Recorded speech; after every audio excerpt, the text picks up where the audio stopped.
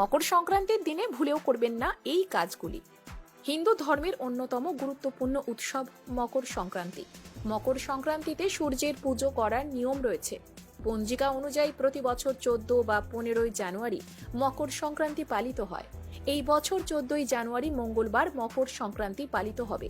এই তিথিতে পবিত্র নদীতে স্নান ও দান পুণ্যের বিশেষ মাহাত্ম্য রয়েছে। এটি প্রকৃতির উৎসব। প্রচলিত ধারণা অনুযায়ী এদিন ফসল কাটতে নেই। বাড়ির ভিতরে বা বাইরে কোনো গাছ কাটবেন বা ছাড়বেন না, এমন করাও অশুভ বলে মনে করা হয়।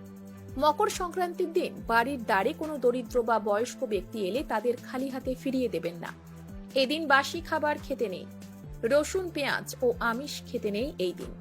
মকর সংক্রান্তি তিথিতে গাছ কাটা উচিত নয়। মনে করা হয় এমন করলে জীবনে বাধা উৎপন্ন হয়। এই তিথিতে তুলসী পাতা তুলতে নেই।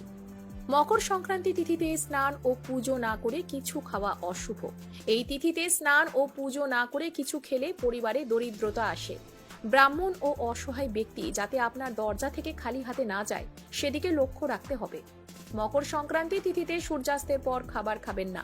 এমন পরিস্থিতিতে সূর্যের আশীর্বাদ পাওয়া যায় না। শনির দোষ থেকে মুক্তির উপায়। শনির দোষে পীড়িত থাকলে তা থেকে মুক্তি পাওয়ার জন্য মকর সংক্রান্তির দিনে উপোস করতে পারেন। এর ফলে শনিকে তুষ্ট করা যাবে। মকর সংক্রান্তির দিন স্নানের পর শনির পুজো করে কালো তিল অর্পণ করুন। পুজোর পর দরিদ্র অসহায় ব্যক্তিদের সর্ষের তেল, কালো তিল, তিলের লাড্ডু, গরম বস্ত্র দান করুন। এর ফলে শনি প্রসন্ন হবেন এবং আশীর্বাদ দেবেন। মকর সংক্রান্তিতে সূর্যকে খুশি করার মন্ত্র। ওম হ্রিং হ্রিং সূর্যায় নমঃ। ওম সূর্যায় নমঃ।